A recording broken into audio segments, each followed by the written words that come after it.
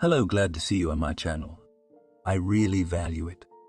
And today I want to share with you a wonderful story. It's a dramatic story that will come as a total shock to everybody. It is a really amazing story. So enjoy watching it. Diana, would you be so kind as to hand me the morning paper? Archie turned to his wife, Diana, sitting in a large, deep armchair next to the fireplace. The man was well into his 50s, but he still looked good and tried to keep as mobile as possible, which, however, did not prevent him from occasionally asking small but nice favors of his wife. Diana was 10 years younger than her husband, but kept a sharp mind and in every way to maintain its lustrous appearance good. The means for this the couple had.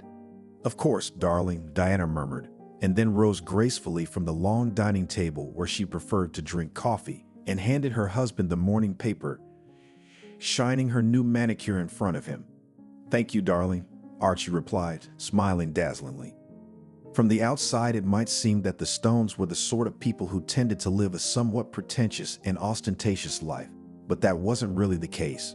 The couple really owned a solid business company engaged in the manufacture of individual furniture to order, but conducted their business honestly from start to finish, taking care that the client was satisfied and received their project in detail, in the beautiful execution of cabinetry and on time. Business for them was not a simple set of numbers or a method of quick enrichment furniture. In the understanding of the Stones, equated to a real work of art and served not only exclusively practical purposes, but also aesthetic, creating in the house of the unique atmosphere that could as if personify its entire design with the owners themselves, revealing through the furnishings of the house of their character. Although their fortune could not compare with the multi-million-dollar earnings of people from the top lines of ratings of the magazine Forbes, all the same, the case it gave a fairly stable income, thanks to which in this Stones were absolutely uelacini. Their family will live in wealth and material well-being for many years. The couple had met over 30 years ago when they were both still at university. And since then, the young people have never parted for a minute. After living so many years soul to soul, the couple Stone learned one simple truth, which in their opinion, and allowed this union to last so long. When the passions and first love fades to replace them in the family comes mutual respect and a true, deep understanding of the characters and needs of his partner. Archie and Diana, over the years, had had time to study and accept each other as they are. This, in turn, allowed the couple to avoid not only global quarrels, but also minor misunderstandings that can poison life no less than the most audacious of treason. Suspicion, lies, subterfuge about this couple Stone never heard, and even, what a sin, proud of their exemplary marriage. But even more than an ideal union and clearly violacinum favorite business Stone family was proud of their own son John. When the child was born, Archie and Diane thought they were the happiest people on the planet. Since John's childhood, he was given a huge amount of attention from his parents. Despite the fact that the couple worked almost around the clock to develop their business, they managed to somehow do without nannies and hired tutors, completely independently engaged in the upbringing and health of their son. Diana never neglected her maternal duties, always finding the opportunity to carve out a little time to study with John or read him a bedtime story. Archie, too, could calmly explain to his associates in the middle of a business meeting that he needed to step away for a moment to call home and check on the baby. The man always put his family first, so at weekends he tried to spend as much time as possible with his wife and son, playing with the latter and spending pleasant hours with Diana, who at such times always tried to push the conversation away. Always tried to put their work together on the back burner. The couple worked in the same company, but headed different departments, so sometimes they did not cross paths in their office for weeks. The years passed quickly, and then Stefan turned from a small, modest boy into a tall, broad-shouldered, handsome man with a lustrous mop of light blonde hair, a charming smile, and always cheerful, light brown eyes. John took the best of both parents, his father's pleasant, masculine appearance with his athletic build, and his mother's razor-sharp, analytical mind. Diana could not be pleased, watching how cleverly her son solves first crossword puzzles in children's magazines, and then in adult newspapers, and even in collections of the best crossword puzzles in the world, and later on, complex algebra equations, which he cracked like peanuts. It is not surprising that with such phenomenal abilities, Stefan decided to enroll not anywhere, but in the mathematics department. The boy dreamed that with the help of high-precision measurements, he would be able, in the future, to develop entire algorithms for automated control of complex industrial machinery. Actually, on all of the above features, the similarity of Stefan with his parents ended. Contrary to the widespread opinion that in such families the apple does not fall far from the apple, in the Stone family was the exact opposite. Sometimes Archie imagined that their son, at a very early age, accidentally replaced in the maternity hospital, so different from the character of his own parents. And the older the son became, the more vividly these differences became apparent. In this case, it was not about bad habits. Rather, it was a matter of John's special perception of the world around him and his position in it. So, for every opinion of Stone Sr. and his wife, the son had his own often completely opposite point of view. This was especially true of the way Stefan's parents conducted business, and about the direct participation of the heir himself in the affairs of the family business. In short, Stefan, as smart as he was, didn't want to be part of his parents' company. The boy dreamed of supercomputers and calculating linear algorithms, but not of someday heading a company of cabinet makers and taking his father's place in the director's chair. Because of this, the happy family often had conflicts, in the course of which Zavyalov Jr. always zealously defended his point of view and was ready to go in this matter literally straight through. Son, you understand. We can't do this without you. In this business without you, Archie tried to tell Stefan. This business, it was built by me and your mother for years. Decades, you might say. Naturally, I can't put some left-handed person in the director's seat, and I never wanted to. You and only you should take over the reins, son, you understand. Besides, who told you can't run a company with your digital hobby? Check contracts, keep track of materials, control everything, and in your spare time you can do whatever you want. Honestly, I don't see what the problem is here. Stefan's hazel eyes darkened momentarily, not boding well for his parents. A problem? Really, what could be the problem here, Dad? The young man asked sarcastically. By day, you assemble tables and chairs for Perlis-Lissalnimi clients, and at night you design rockets. Is that it? Father, don't you think it's physically impossible to combine such things? John, you're dramatizing this again. Diane interjected. That's not what Dad is saying. He's trying to say that no matter how big your hobby is, and no matter how important it may seem to you today, it could change tomorrow. And you should be prepared that your great math knowledge and analytical skills will never go to waste because you have a family business to support and develop. And that your father and I will be happy to put in your hands and no one else's. Mom! Her daughter's scream was still in her ears, tearing her eardrums. Mommy! The woman's head darted across the pillow to the right, to the left, as if the woman would. So tell me, dear parents, that you have already planned my whole life by minutes. How I will live, where to work. Maybe you also picked up a bribe for me in advance? Looking at his mother unhappily, the boy folded his arms on his chest. His father loudly slammed his palm on the table. Stop talking to your mother like that. I don't understand. Where did you get that stubborn spirit from? We had a normal life. So what happened? What happened, Father, is that I've grown up. I am now. I'm a grown man, damn it, and I have the right to decide for myself how I want to live my life and what I want to do.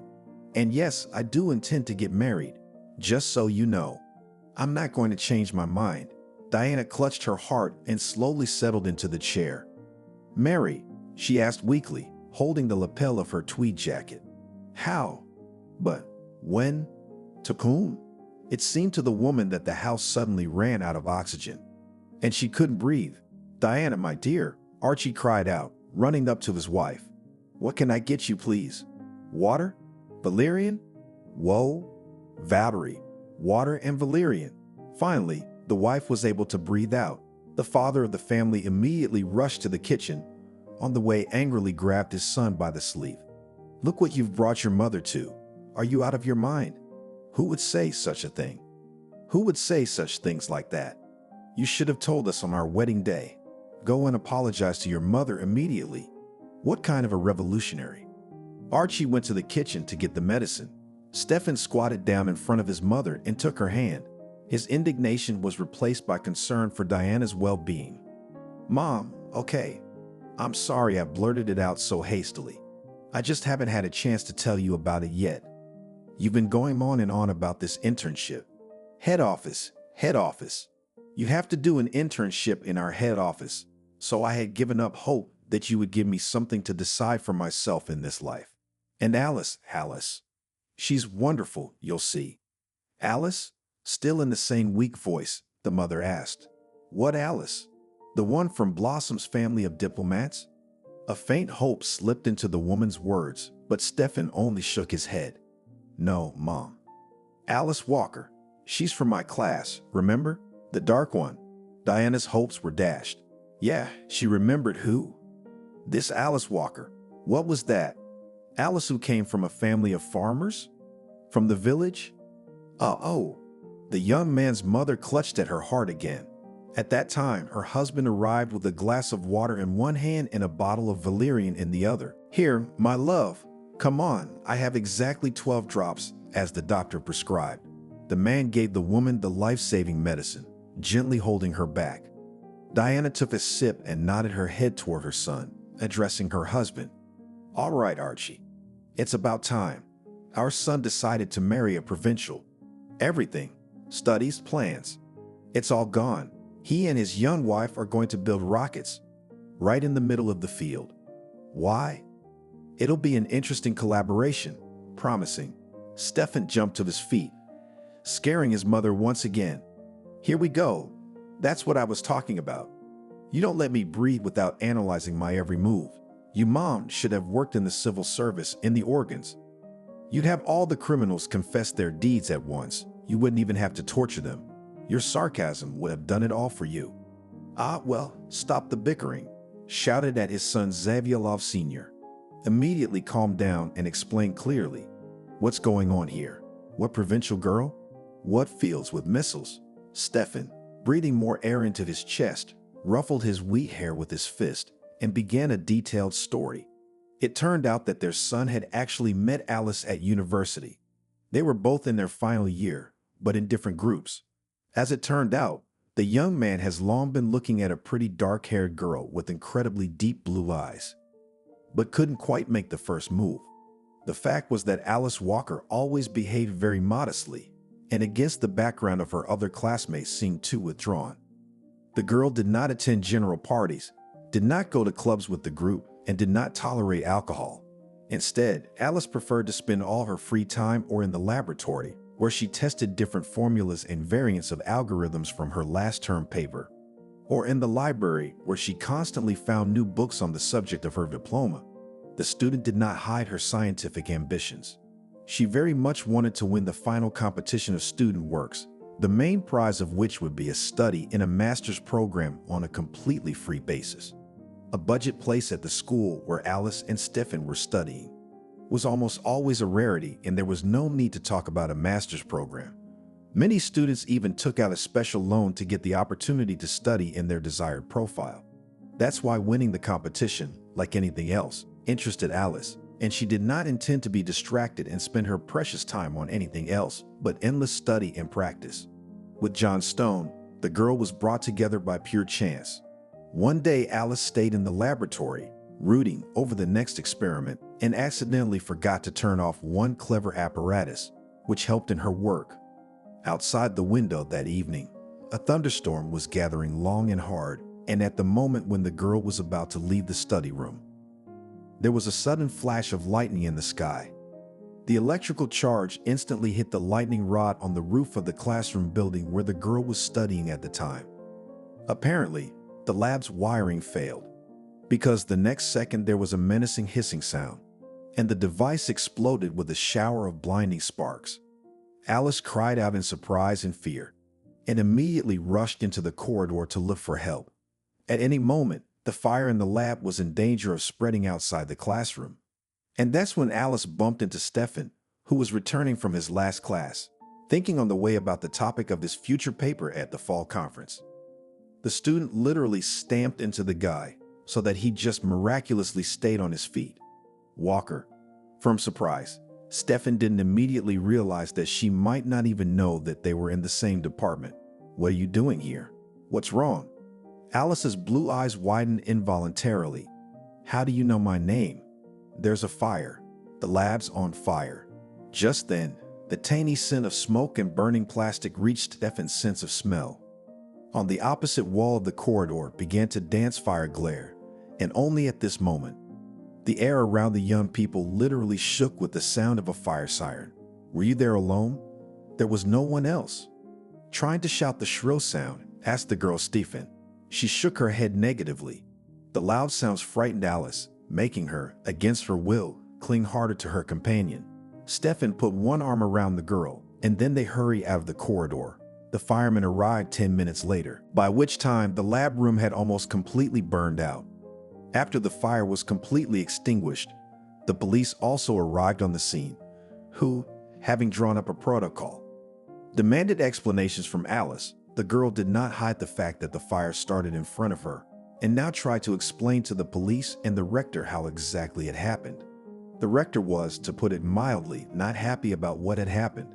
He was now only interested in who would cover the cost of repairing the lab and the equipment inside. Alice, do you have any idea how much all this stuff cost? Just a rough estimate, huh? There was equipment, the price of which was tens of thousands of dollars. Who will buy us a new one now? Maybe you, or maybe your farming parents. The girl sank down and stood in front of the rector with her head down. She was well aware that the sum he had mentioned was extremely large. Stefan, who knew that the girl's parents were modest and couldn't afford to cover even a tenth of the expenses, boldly stepped forward. Come on, I'll help fix it. I can give the money in installments as the rebuilding progresses. The rector opened his mouth to object, but at that moment the fire chief approached them. The fire brigade chief, who had arrived to investigate the incident, approached them. You're counting students' money for nothing, Alexander, he began after greeting them. The case is an insurance case. The wiring should have been changed a long time ago. The fire would have occurred under any scenario, even if the girl had turned off the appliance. The mains just couldn't cope with the tenfold increase in load. Alexander squinted unpleasantly, but had to agree with the fireman's arguments. The wiring in this building has not been changed for many years. Stefan and Alice finally let go. The rector limited himself to a strict reprimand to the students, and the next day, the administration of the institution held a large extraordinary meeting, at which they were detailed briefing on fire safety. Alice was impressed by the way Stefan stood up for her in front of the rector, and from that moment on, the two young people struck up a pleasant acquaintance, which soon developed into a friendship. They were both very passionate about science. And then something more. The affair lasted about 6 months before Stefan finally decided to propose to Alice.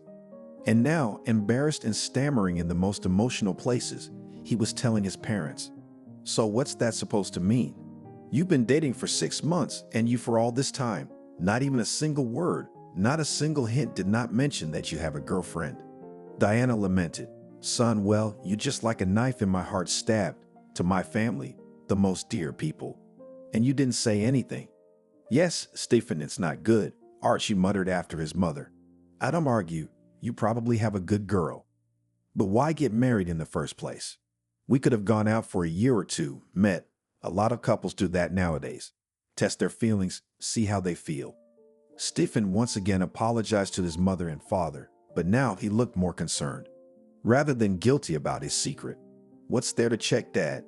You and Mom, when you started dating. Did you spend 2 years feeling the same way?" Zabielov Sr. only remained silent. "Same here. Anyway, what I wanted to say is, Mom, Dad, you're invited to dinner by Alice's parents. They want to get acquainted, because they're in-laws after all, and you'll get to meet Alice. You'll like her a lot, I promise." Diana looked anxiously at her husband. He also looked at her confusedly. Now they have to act as matchmakers. It's a good thing. "Give me some more valerian, Archie," she asked in a colorless voice, and then leaned back in her chair. Asterisk, asterisk, asterisk. The dinner at the bride's parents' house was scheduled for 2 days later. On Sunday evening, the two families would meet at Alice's house to get acquainted and discuss the details of the wedding. "No, Archie. I'm not going to live through this, Archie," Diana complained. "I'd only seen a glimpse of Alice, of course, at the general meeting of the university community. She was a pretty little thing. But mark my word, we'll cry with her and her parents. Provincials, what are they like? All they care about. To get a bigger piece of the action here in the capital, Stefan says she's an excellent student. She's dreaming of a master's degree science. Maybe so, I don't doubt it. But that's the only reason why she's dreaming, because she wants to get a foothold. Yes, and 1 hours. She only needs our one as an anchor. If she's so smart, she must have some kind of plan. And her parents. Diana, why are you so categorical in your opinion about Alice? Tried to soften the heated atmosphere of the father of the family.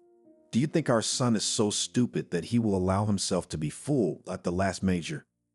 The couple were in their bedroom getting ready for bed. Archie was checking the economic news on his laptop, as he always did, and Diana was sitting in front of the mirror, applying a refreshing facial moisturizer to her face. All she could think about was how cleverly the faceless Alice Walker was ready to ensnare their son. My dear, our son is first and foremost. Is a man, and that's a fait accompli. I'm sorry. Think back to when you were his age. How much thought did you give to chasing after a pretty girl? Archie closed the lid of his laptop, looking skeptically at his wife over his reading glasses. I didn't have time for, as you put it, pretty girls, he said in a low voice. I was working in a furniture factory while I was at university. Where you and I met, by the way. So the only girl in my life has always been and still is you, my dear. Diana turned around, slyly looking at her husband. Oh, flatterer, what a flatterer. Always find what word to say to a woman to make her melt. But let's get back to our sheep. That is, to Alice. The husband rolled his eyes quietly without his wife seeing. He realized that his son had not chosen the most enviable bride. But it was still his choice. There was nothing he could do about it. Her parents are probably some drunkards from the village. I know what I'm talking about. God, how many of them I've seen on business trips. One thing about farmers, they cover themselves with a nice foreign name, but they still drink. And still drink. And the only farming they have.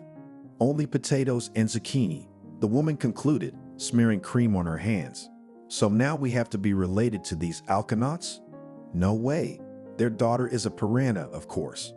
But I'm a shark, you know. I'm a bigger shark than most. The businessman just sighed. What do you suggest? I mean, we can't just ignore their invitation. And ignore their invitation. And if they then, God forbid, in the press about this denounce, what will people say about us? Diana moved to the bed, closer to her husband, and definitely closed the lid of his portable computer. And about this, my dear, you and I are going to think now, she murmured. You understand, this wedding cannot be allowed. We are Stones, not the last people in town, and with the hillbillies we in Messalliance with categorically contraindicated. Therefore, we must come up with something, so that these provincials will run away from us like fire.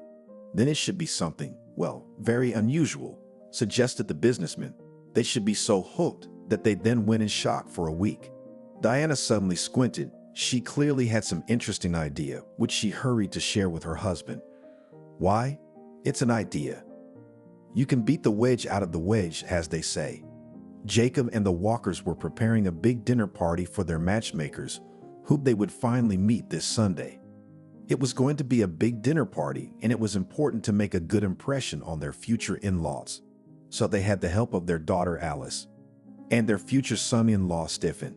Sergio, do you think I should order duck from Paramount from the market, or should I get it at the supermarket? Meat can dry out in the oven. If the quality is not good, Alice's mother was worried. She wanted to impress the rich matchmakers. Stefan didn't hide the fact that his parents were well-to-do from the bride and her parents. Jacob, meanwhile, was making his own wine list, looking at the specialty stores on a large website devoted to the local wine industry. He wanted to buy a couple bottles of red for dinner, but he couldn't decide on the best value for money. Of course, you can get it at the market, Elizabeth, her husband said without hesitation. Have you ordered a bird for Paramount? The wife groaned and rushed to call the merchant, while Alice and Stefan, who were sitting in the kitchen, continued to make a menu of appetizers and salads. The dinner had to be perfect, and the couple decided to achieve this at any cost, even if they had to go broke on a couple of avocados and a whole pineapple. Alice's parents were indeed visiting farmers from the province. Walker's family, after a long life in the village, was able to save a small amount of money to settle in the city and finally relax. They were able to afford to buy a small house on the outskirts of the city, with an adjacent plot of land on a couple of acres, where Elizabeth built a small vegetable garden for herself and her daughter, and Jacob was able to put the long-awaited barbecue, on which he planned to cook kebabs all year round. Previously, he simply did not have enough time for this. When asked why they decided to move to the capital now, the Walker couple always replied that they had already lived in the village long enough, tired, they said, because their age is not young. Jacob was already well over 60, while his wife had just recently celebrated her 50th birthday. Alice was a late child. Perhaps that was why she wanted to get as much out of higher education as possible. She realized that it was her turn to take care of her parents, and that would require a lot of money, which she could get only by showing great success in her studies and later, in a high-paying job related to advanced technology. Otherwise, the Walker family was very discreet, even a little secretive. They didn't talk much about how they had become farmers. Stephen only knew that they worked very hard on the land and had their own cattle, which, due to their age, were becoming increasingly difficult to maintain. After their daughter graduated from high school, the family decided to sell off what was left of the farm and use the proceeds to move to the city. Here, they had only recently felt like real townspeople, slowly adapting and getting used to the accelerated pace of life in the capital. Sunday morning came. Stephen came to Alice's house in advance to help her and her parents set the table and prepare some dishes for serving. When everything was ready, the young couple couldn't help but notice that the table looked perfect. In the middle stood a huge dish with cut, beautiful slices of fruit, the crown of which was a huge golden pineapple, towering like a flagpole above all the other dishes. 3 kinds of salads, beautifully arranged in layers in porcelain salad bowls with an elegant oriental pattern, were given to the upcoming guests to choose from. Besides, on the table there were several smaller plates with appetizers and 3 bottles of fine red and white wine, personally chosen by the owner of the house for the arrival of future relatives. The finale of this belly feast was to be the Peking duck, which was languishing in the oven at that moment, and a large caramel chocolate cake, carefully chilled in the refrigerator, as it was made by Elizabeth herself according to a special family recipe. The meeting was set for 6 in the evening. I had to hand it to Alice's parents. Jacob wore his best suit, complete with new leather boots, and his wife wore a very stylish dress, reminiscent of the 50s, but more modern and austere. In a word, to the meeting of matchmakers, the Walkers were ready in all arms. However, unlike the parents of the bride, the Stones made completely different plans, the main of which was to prevent a possible mésalliance by any means at their disposal. That evening, the couple have long discussed various options for how they will forever turn their Stephen from this careless family Walker, led by their predator, daughter. In the end, in their heads they matured a plan, the originality of which could envy the Trojan horse of the ancient Greeks, wishing to finally divorce son with the bride, who, in their understanding, belonged to a much less prestigious social stratum. Spouses decided to come to the meeting in the oldest, well-worn rags, which, and to take to the cottage was a pity, so it was decrepit. The calculation of the groom's parents was as follows. Pretending to be the last of the poor, Archie and Diana would kill 2 birds with 1 stone. They would make a fool of their son in front of Alice, who, as the mother thought, was already counting their money in her mind, and would scare off the hated matchmakers, because they were aware that their future son-in-law, the heir to the furniture empire. Imagine Archie, said Diana happily, twirling round in front of the mirror and looking at her reflection in it. They will see us, and they will realize at once that, first of all, John has cheated them, that he is not a rich man, so there is no point in pretending, and they will show their real face, their selfish intentions. And secondly, what? Impatiently asked her husband, who did not much like the idea. And secondly, they will immediately become clear that to take from us nothing. And then this Alice herself will get rid of our son. Diana deftly snapped her fingers, as if to strengthen her words, and then looked at her watch. Well, we can start. The time is just right. Having thrown a last glance at herself in the mirror, The businesswoman smiled gloatingly. Asterisk, asterisk, asterisk, the stones deliberately didn't show up on time. It was unprofitable for them to give the hostile party the impression of punctual, polite people, so they deliberately delayed the beginning of the meeting. Stefan was on pins and needles. He had never been so ashamed of his father's and mother's behavior. When he tried to call them, he heard the same thing every time. The device was temporarily out of service or out of range. Alice tried unsuccessfully to calm the boy down. "Calm down, John. Don't be so nervous. Maybe your relatives have some urgent business. You said they are very busy people, but not to that extent." The young man shook his head. And it's never happened before that they turned off their cell phones when they went to a meeting. They couldn't both have run out of battery, could they? Stefan got up from the table and tried calling his parents again. It was no use. The son of businessman felt in his gut. His ancestors were obviously up to something wrong. But what was it? Maybe, excuse me, of course, Stefan. Something suddenly happened to them. As she said these words aloud, Elizabeth mentally scolded herself. Well, now I'm going to scare the boy. He'll run away from us. Mother. Alice looked at her mother reproachfully. She was also on her feet, stroking Stefan's nervous arm. At that moment, the doorbell rang. A little over an hour had passed since the appointed time. Phew, well, thank God, Jacob exclaimed, and hurried down the hallway to open the door and let the long-awaited guests in. A moment later, there was silence in the hallway. Stefan, feeling a nasty sucking sensation in his gut, rushed to meet his parents and was stunned. Looking at his mother's and father's clothes, Stefan felt slightly dizzy. Alice, standing next to him, noticed how sharply her fiancé had turned pale. Well, Sonny, introduce us to your beloved. Carefully imitating the joy in her voice, Diana spread her arms in a welcoming embrace and immediately threw herself on the neck of the father of the bride. Roughly kissing him on both cheeks, she finally noticed Alice. Oh, and you? So you are Alice and Is? How lovely. Let's hug too. Can I call you daughter? Stefan felt as if he had been plunged into ice-cold water. His ears ached and his lungs were suddenly short of oxygen. Alice hugged her future mother-in-law politely, said hello to Archie, and together with Jacob, they led everyone into the living room. Stefan was shocked not so much by his mother's over-the-top demeanor as by her appearance. She and his father were dressed as if they were about to go to the pier to beg for alms. Diana wore some decrepit, faded dress, over which she had not hesitated to throw an even older and more dilapidated robe. Instead of pantyhose, she wore dark blue gaiters, the kind one usually wore to beat the carpet in the morning. Instead of the luxurious shoes a woman was used to wearing, his mother's feet were in old rubber boots. Stefan was willing to bet that they had tattered socks underneath. Really, the boy couldn't imagine where his parents would have gotten so many old rags on them. His father was also good. An old tracksuit, sweatpants with bubbles on the knees, and high fishing boots. On his headstone, Senior probably wore a big summer Panama.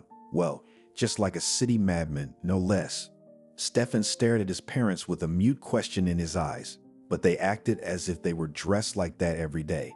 Diana asked Elizabeth and Alice the strangest and most uncomfortable questions she could think of, and Archie kept insinuating to Jacob that he could have drunk more to the health of the young, and in the village is that the way to drink in the country. The atmosphere of friendliness was kept solely at the expense of the bride's parents, while Stefan soon began to resemble a dummy in a chair, unable to change anything in the current situation. Oh, but that bird you have is so gorgeous. Looking at the steaming turkey, Diana cooed. You probably slaughtered it yourself, didn't you? It wouldn't be the first time you took a bird's life, would it? How do you think it felt? Alice could hardly contain herself from laughing, but Stefan almost choked on his salad at those words. Mom, where did you get that from? He looked at his mother with a mixture of bitterness and indignation. It's all right. Elizabeth tried to diffuse the situation, then smiled sweetly at Stone. I didn't slaughter the bird myself. I bought it at the market as a regular chicken. When we had a farm, I sometimes had to butcher birds, but it's a very different process. It's much less emotional and much more technical, isn't it? I hope I've answered your question. Very thoroughly, thank you, Diana said, wrinkling her nose. The level of nervousness and mutual misunderstanding continued to rise slowly. The more the groom's parents' speech became absurd.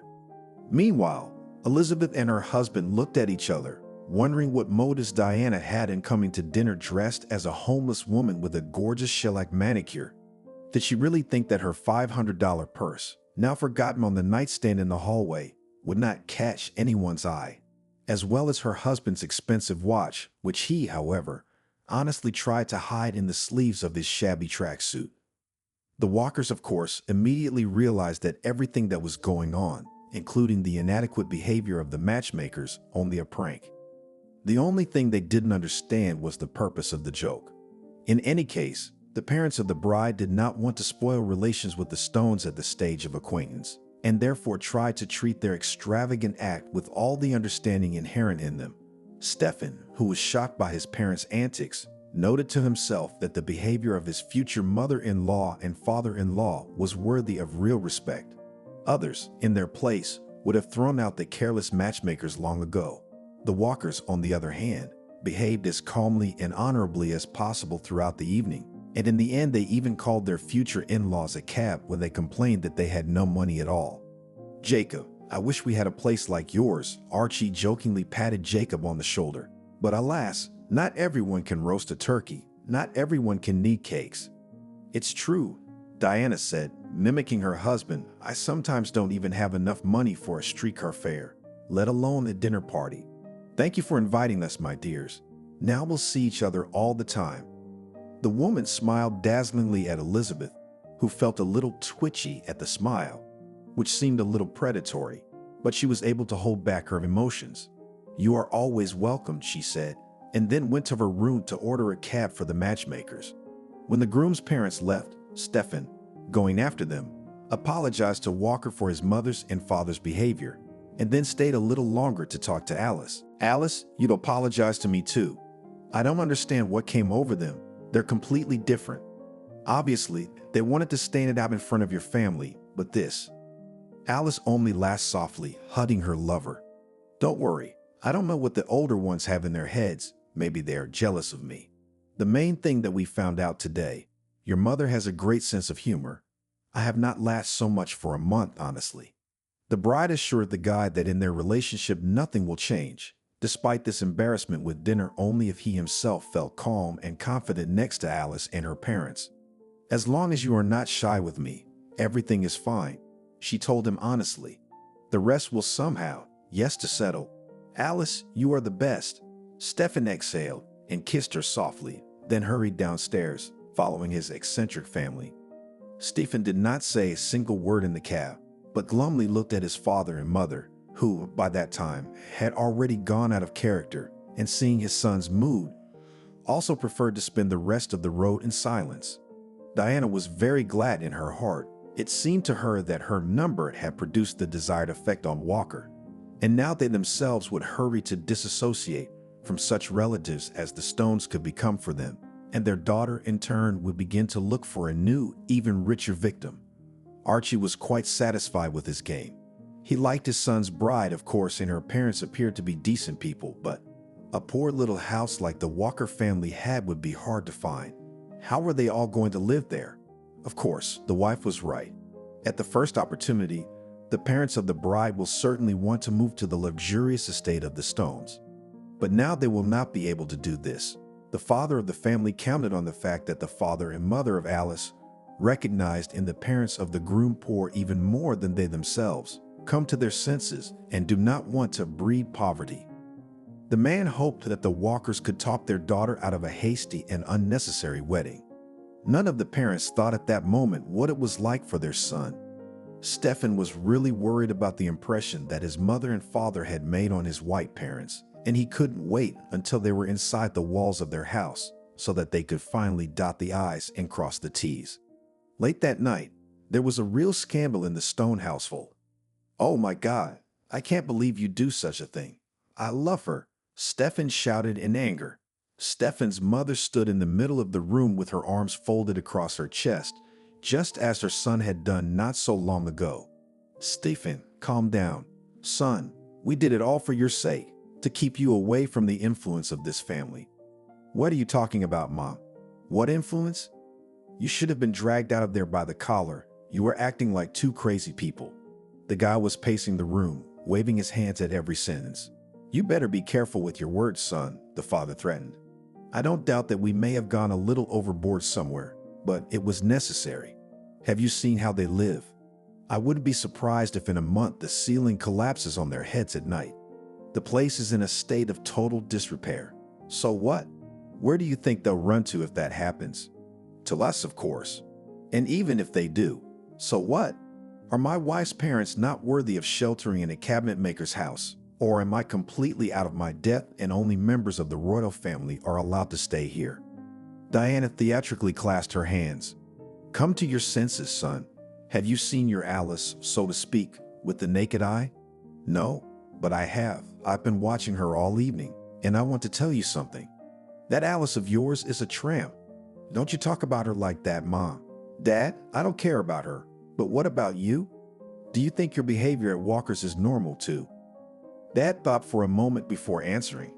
After all, he was a respectable man, and such pranks could have a bad effect on his business reputation.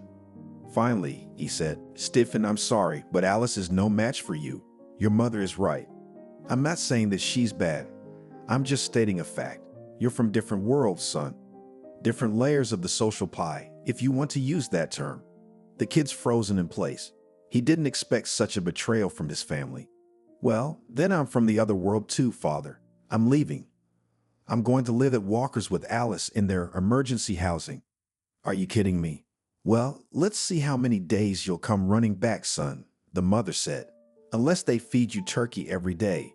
As soon as those words were out of her mouth, Diana immediately regretted what she had said.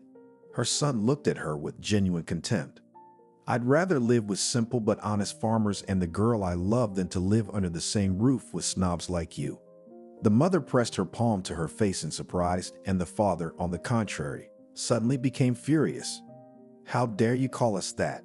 Your mother and I have done everything to give you the best toys, the best education, the best prospects.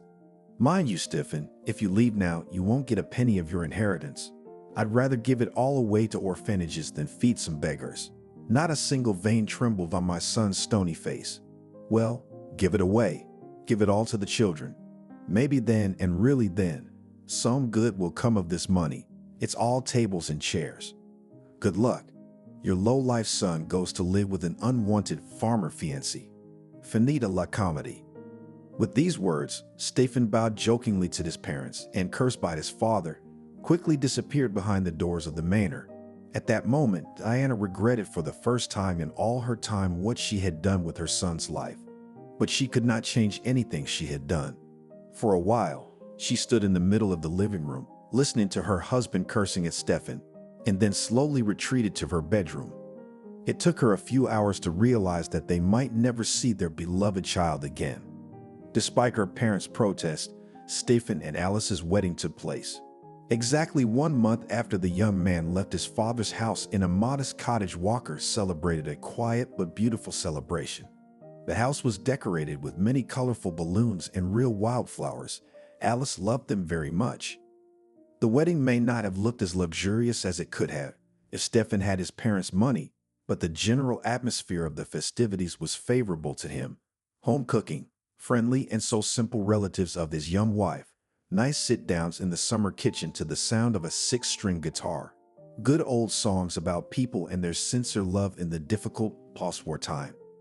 It is hard to say what in all this touched Stephen most of all, the warmth of the overall atmosphere, or the pulling feeling of regret deep in his heart. The only ones who were not among the guests of his and Alice's home that day were his parents. As hard as it was to admit, Stephen still missed his father and mother here.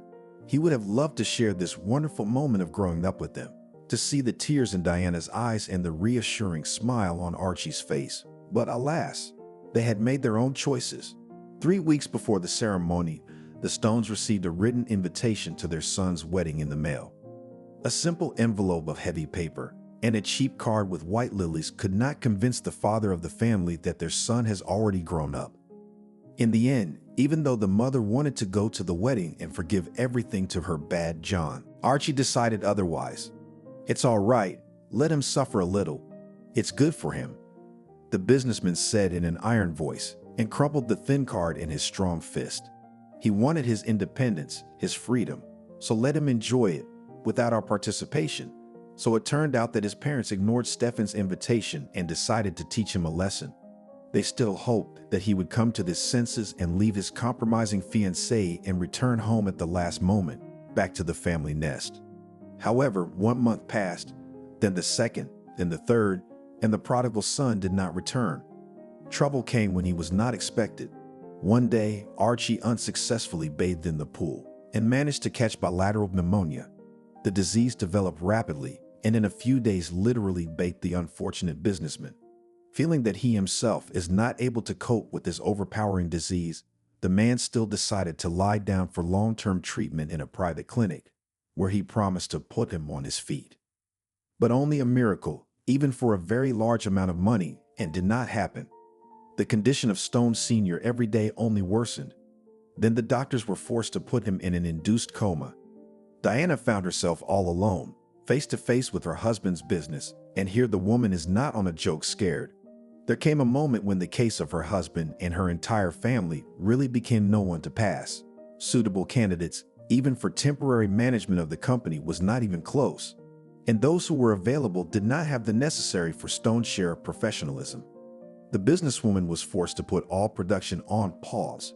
She hoped to somehow hold out until her husband will not get better. Unfortunately, as often happens in such situations, the forced downtime of the company was immediately used by Archie's unscrupulous partners.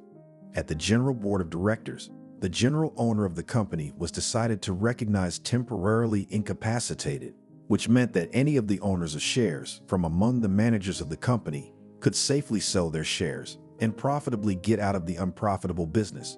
As you know, sharks are the first to smell blood, and therefore, in just a couple of months, the company was completely torn up and sold off, as a result of which, there was nothing left of the prestigious business of the Stones. Diana tried to fight as long as she could. She appealed to all her husband's friends and business partners from among those who just a couple of years ago proudly said that they were acquainted with the Stone family.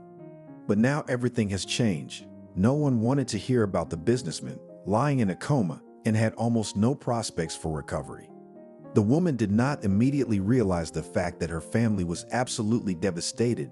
The money was barely enough to pay the bills for the house, but even this stream threatened to dry up at any moment. At the same time, the debts for Archie's treatment only increased, and soon, Diana was forced to mortgage their beautiful house just to be able to keep her husband alive. It was only now that the impoverished businesswoman realized the true cost of her cherished friendship of the elites and praised mutual assistance, which in fact turned out to be an empty sound. At that moment, when Diana was sitting on the alisand of her mortgaged house and bitterly lamented so unfairly treated her fate, in the pocket of her jacket suddenly rang the phone. "Hello," she sobbed into the receiver. "Who is this?" "Diana, it's Elizabeth, your son's wife Alice's mom. Remember her? You asked me about the turkey at the dinner party." There was silence for a moment, and then Stefan's mother literally howled into the phone. Of course I remember you, Elizabeth, sweetheart. How are you doing in there? How's John?" "God, if you only knew what's happened here. That's why we're calling Diana." Jacob took the phone from her. "We know what happened. We'll be there soon, and we'll bring Stefan and Alice. We've had enough of holding grudges against each other." The happy and grateful woman cried again. So Elizabeth had to comfort her emotional relative. A couple hours later, a huge pearl gray SUV pulled up to the Stones estate. Diana thought at first that her eyes were mistaken or that someone had mistaken the address, but nothing could convey her surprise when she saw her sister-in-law's parents behind the wheel of the expensive car. A second later, Alice and her husband easily slipped out of the car and rushed to her mother. Mommy, I'm so happy to see you. Forgive me for being stubborn, but I love you both so much." Stefan hugged his mother, covering her hot face with his son's kisses, but she just held him as tightly as her old arms would let her. John, my boy," she whispered back. Finally, when mother and son were able to pull away from each other, it was time for Diana to apologize to Alice and her parents. "Forgive me for all this masquerade. I was quite stupid then, though here's the age already, but apparently, God did not give intelligence, did not teach to distinguish for a lifetime where the gold and where guilt. Fortunately, matchmakers did not hold a grudge against her. They specially came to help her and her husband in trouble, and at the same time and reconcile, forgetting all the wrongs, and rejoice together in the happiness of their children. Don't get upset, Diana, Jacob waved at her. You know, it's not worth remembering what happened before. Why don't you tell me what happened here that you didn't even have a home? I've heard a little bit about Archie being in a coma and how your house is on the line, but I'd like a little more detail, so I'd know how to help you. The woman was very surprised at this turn. She looked questioningly at her son and daughter-in-law, but they only smiled. I'll tell you, of course, but how can you help me, Jacob? With all due respect, it's a very nice car, but where did you get it, by the way? The Walkers only grinned, sensing the curiosity in their relative's voice. That's when it turned out that they were farmers, but on their accounts had a multi-million-dollar fortune. For many years, the Walker family owned the meat concern for the production and procurement of various types of meat. Few people knew that the meat kings are not accustomed to boast of their wealth, skillfully playing the role of simple-minded natives of the village. Keeping in the shadows, they, however, all these years successfully conducted their business, and in the same way accustomed and native daughter. Alice was accustomed, from childhood, in everything to rely solely on their knowledge, because she knew that money, the value of very fickle, and at any time, at the slightest mistake, they can be nothing left. That was why she had been so moved by Stephen's offer to pay for the laboratory destroyed in the fire. The rector of the university was one of the few people who knew very well what kind of family Alice Walker came from. Where Alice Walker came from, she could have paid off the repair of the laboratory with just one payment, but the rector would have thought of something else to get more money out of the rich student. But the guy's selflessness and his sincere willingness to help told the girl that she could always rely on this man, no matter how much money she had. Diana was frankly shocked by the story of Alice and her relatives. It turns out that it was they who fooled the family of cabinet makers with their modesty and simplicity, and not vice versa. She thanked God and fate itself for sending such wonderful and caring people to help her, and immediately repented of her own intolerance and snobbery.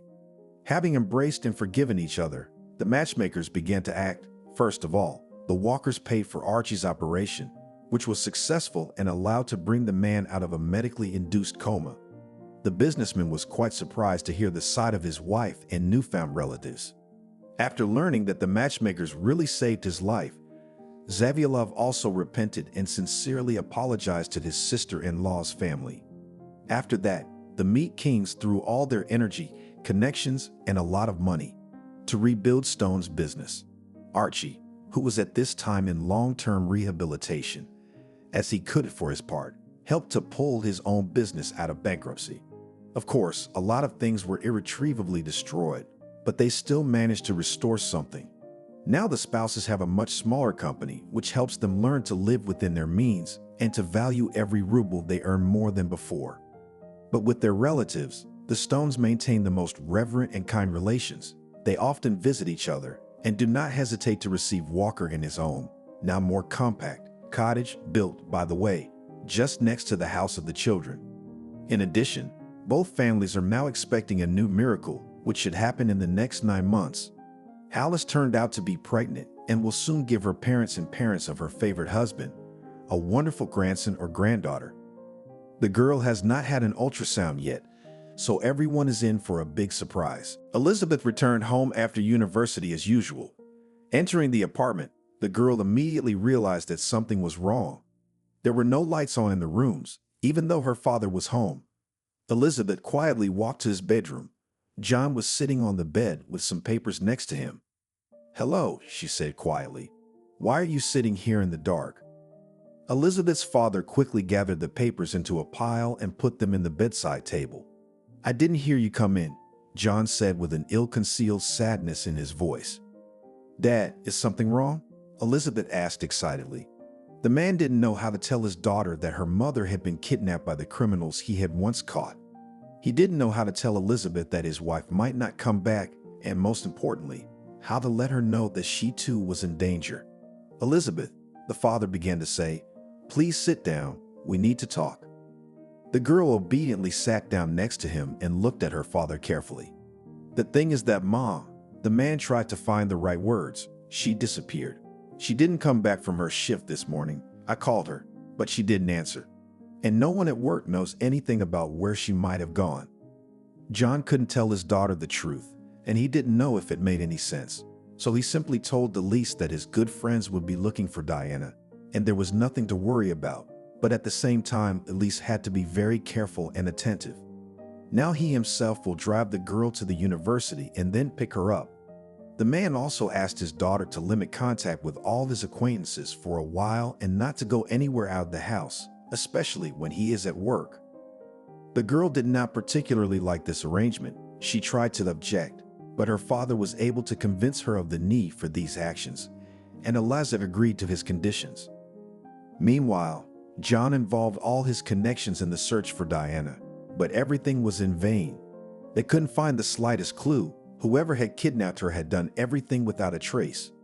In the end, John had to turn to one Jacob, a respected businessman. Everyone knew that he was on the good side of the big lawbreakers, yet never had any problems with the police. John had no choice but to ask him for help. Much to the man's surprise, the man quickly agreed to help, but in return, he made it a condition that Alyssa must become his wife. The girl's father wanted to object to something, but otherwise Jacob refused to help. In the end, John decided it was best for everyone.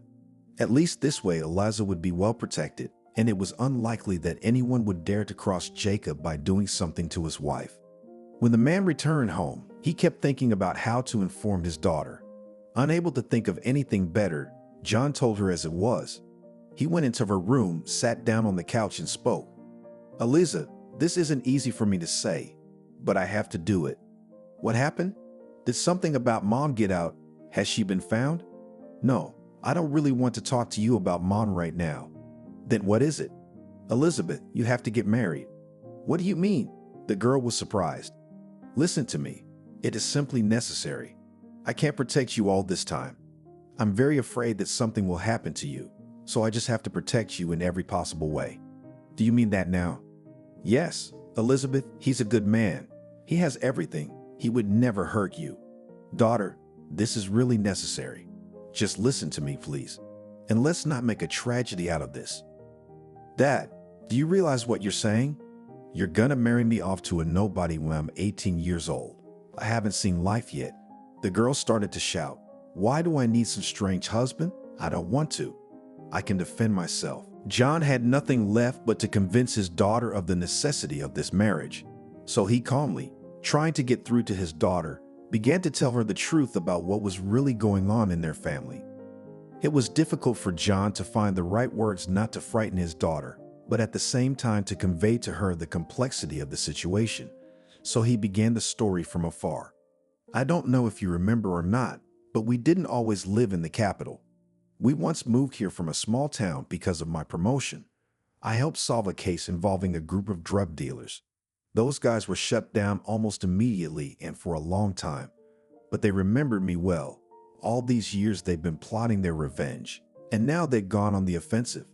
We found out that your mom's disappearance is connected to them. And the other day I got a letter saying that this is just the beginning and they'll get you soon. Elise, my daughter, I can't lose you too. Jacob is a good man. He can protect you and help you find your mom. I'm asking you to put your emotions away. Hear my words, we need this man, or else trouble will happen." "Daddy, I'm only 18, Elise whispered, choking back tears. "I've never even had a serious relationship, and you're marrying me off to some old man." "Daughter, my darling, just believe me when I say it's the right thing to do. It's the best thing for you right now. Jacob is 12 years older than you. That's not that much. He wouldn't dare hurt you. But if you can't take it, you can get a divorce later. For now, you have to save your mother." John tried to keep his face in front of his daughter to convince her of the necessity and at the same time the inevitability of the marriage. Elizabeth couldn't find anything to say to her father. She looked at him with tear-filled eyes, nodded silently, and went to her room, where she sat for the rest of the evening, silently lamenting her fate. John did not bother her, realizing that now the girl needed to be alone and think about all the information. In the morning, Elizabeth woke up earlier than usual, although it was Saturday and she didn't have to go to the university. She lay in bed for a while, remembering the conversation with her father yesterday. After the girl thought it over, she didn't take it so sharply anymore. After a while, smelling a pleasant odor from the kitchen, Elizabeth got up and went there. John was preparing breakfast. For the first time since Diana's disappearance, he was doing something with such enthusiasm. It even seemed to the girl that her father had somehow revived and cheered up a little. She walked quietly to the table and sat down in a chair. "Oh, Elizabeth, did I wake you?" No. I woke up myself and smelled a very pleasant odor. Now we will have breakfast." John smiled. At breakfast, the man decided to check with his daughter what she had decided from their conversation yesterday. "Daughter, did you think anything about our conversation yesterday?" The girl grew serious in an instant and replied, "Yes, Daddy, I think that if we have a chance to save Mom, we should take it. After all, it's not such a big price to pay." "I'm glad I raised such a sensitive and compassionate daughter. Thank you." "It's okay, Dad, I understand." After breakfast, John and Elizabeth drove to Jacob's house. The men had arranged the visit the night before. John did not doubt his daughter's prudence. He realized that she would probably agree. Therefore, the man wasted no time and arranged a meeting with Jacob to discuss all the details. 2 hours later, John and Eliza were there. Jacob invited them to his country house.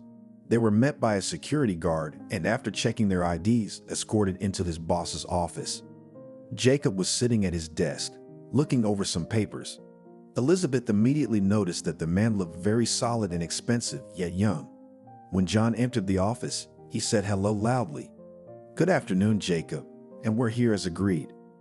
Jacob answered without looking up from his papers. Yes, have a seat. I'm going to finish up some business, and we'll have a chat." After 15 minutes of waiting, Jacob finally summoned his assistant and handed him the papers, instructing him to take them to the bank. Afterward, the man turned his attention to Elizabeth. "You look even more beautiful than I imagined," Jacob said with a smile. "Thank you," Jacob said with a smile. "So you've accepted my offer?" "Yes." "Good. Then you can take a walk in my garden while your father and I discuss some details." "I'd like to be there too, for it concerns me too." "Elizabeth," John interrupted, "you don't need to have this conversation. We will call you when it comes to your wedding." The girl looked at the men unhappily, but did not argue any further. She got up from the chair and headed for the exit. One of Jacob's employees was waiting for her at the door, whom he had asked to escort her to the garden and fulfill her every request. "Good afternoon. I'm here to look after the house. Jacob asked me to escort you to the garden. If you need anything, you can come to me." "Thank you. My name is Elise." They went outside. Elizabeth looked around. The garden was very well maintained. There were lots of flowers and trees. "Can I ask you something as a woman to a woman?" said Elise, trying to be as nice as possible. "Of course," said the woman. "Anything? What is Jacob like?" "What do you mean? What kind of man is he? Why doesn't he have a wife?" "Oh, you mean that? Jacob has always been a very busy man. He took over the business from his father when he was very young. Then he tried to excel at everything, to understand every detail. And now he's gotten pretty good at business. You know, he's very fair. If someone's wrong, he'll always stand up for them and see it through." Emma kept her voice a little quieter, as if afraid of being overheard. Jacob had never had much luck with women. He'd been too busy doing things, so he hadn't paid much attention to the matter. He was too busy with business to pay much attention to it. But why didn't he pick a woman who would actually be excited about this marriage? I don't know that anymore, but I'll tell you this, a lot of people would want to be in your shoes. Jacob is a good man. He would never allow himself to offend a woman, and if he gives his word, he keeps it. Elizabeth's cell phone beeped at the same time. The woman read the message and turned to Eliza. "Let's go inside. Jacob wants to talk to you." Elizabeth nodded and followed the woman. She returned to Jacob's study and walked quietly to the chair. "What do you think of my garden?" Jacob asked Elizabeth. "It's beautiful. I didn't expect a single man to have such a well-tended garden. I'm glad you like it. You can come back whenever you want. Now let's discuss the details of the wedding. Eliza, do you have any wishes in that regard?" "No," she shrugged indifferently. "I don't care at all. It is not an event I would like to celebrate." Eliza, why are you so? Intervened in the conversation the girl's father. What about Dad? I'm telling the truth as it is. Or maybe I need to lie to please all of you. Elise, shame on you. I thought we talked about this morning. I'm sorry, I'm just still nervous about my mom. What kind of girl wants to play a wedding without her parents? It's okay, Jacob said. I hear you. If you don't want to make a big deal out of it, we can just do it at the registry office and call it a day. I'd appreciate that, Elise replied good-naturedly. The event was scheduled for the following week. John tried to cheer his daughter up, assuring her that Jacob wasn't so bad and that life didn't end there. Elise nodded her head in agreement, realizing that it was probably really the only way out. On the day of the wedding, Jacob arrived at Elizabeth's house in his car. He went up to the apartment and handed the girl a small bouquet of flowers. The girl immediately noted that these flowers were exactly like the ones she had seen from the man in the garden, although the bouquet was not large, but it was assembled very aesthetically and neatly. You look beautiful, Jacob said, looking at Elizabeth. You look great in that dress, and it's a good thing you agreed to wear it. Elizabeth hadn't really planned to dress up, but her father had insisted, arguing that it was necessary to make it look like a real marriage so that the neighbors wouldn't talk, especially Anna, who always knew everything about everyone. Eventually, the girl gave in and now she looked like a real bride. Shall we go? The girl asked, starting to get nervous. Jacob looked at his future wife with admiration for a few seconds, and then he took her hand and put it gently in his. They walked out of the driveway and got into the car. The girl's father went with them. He just could not miss this event in his daughter's life. The ceremony was held without surprises. After the registration of the marriage, the young people were given a certificate, and they left for Jacob's house. The man organized a small table, but for him it was definitely a celebration of the end of single life. Toward evening, John said goodbye to his daughter and the owner of the house, and then went home. Eliza tried to talk him into staying, but he said he had to go to work tomorrow and it would be hard to get there. Besides, Jacob hadn't invited him. After kissing his daughter, John got into a cab and drove away. Elizabeth was alone with her new husband. She didn't even want to think about the fact that she had a wedding night ahead of her. Not that she hated Jacob, no. He hadn't done anything wrong to her. He'd always been courteous and gallant, helping her find her mom. But she couldn't go to bed with a man she had no feelings for. She tried to stall for time. First, she wanted to help clear the table, but Jacob had called a maid to do it. Then Elizabeth said she wanted to go for a walk after such an eventful day. Jacob didn't mind. He offered to keep her company. Elizabeth agreed. It was a good opportunity to get to know her husband better, to understand why he had decided to marry her in the first place. They went out into the garden. It was pleasantly cool outside, with floral scents coming from everywhere and cicadas singing somewhere. Under other circumstances, Elizabeth would have been happy to be here, but not now. After a moment of fresh air, Elizabeth turned to her husband. Jacob, may I ask you a personal question? Elizabeth, let's drop the formalities. I'm not that old. You and I are husband and wife now, and I don't think it's quite right. I'm sorry, it's hard for me to do this right away. Okay, I'll wait. So what did you want to ask? Tell me, why me? Why you? Why did you choose me to be your wife? Why not someone else who will love you all your life? Not someone more age appropriate. And you don't think you're right for me, the man laughed. And love stories are not for me anymore. I need a wife who will respect me and will not look only into my pocket. Your father asked me very much for help, telling me how good you are, how I need to help you. You know, I knew right away you were the one I was looking for. And when I saw you for the first time, I realized that you would not be ashamed to appear in society. Well, Elizabeth, it was just a simple calculation. Well, it's late. I'm tired, and I have to get up early for work tomorrow. Let's go inside. Elizabeth obediently followed Jacob into the house. When they reached the second floor, the man opened one of the doors and gestured for her to enter. Elizabeth took a deep breath and stepped into the bedroom. To her great surprise, Jacob didn't follow her in. He simply wished her a good night, specified that the toilet and shower were in this room so Elizabeth could rest easy. And if she needed anything, there was a telephone in the bedroom, and by dialing a certain number, she could call the maid and voice any request. Jacob would make sure that everyone obeyed her as well as him. The girl thanked her husband, closed the door behind him, sat on the bed and cried. During the night, Elizabeth slept very badly.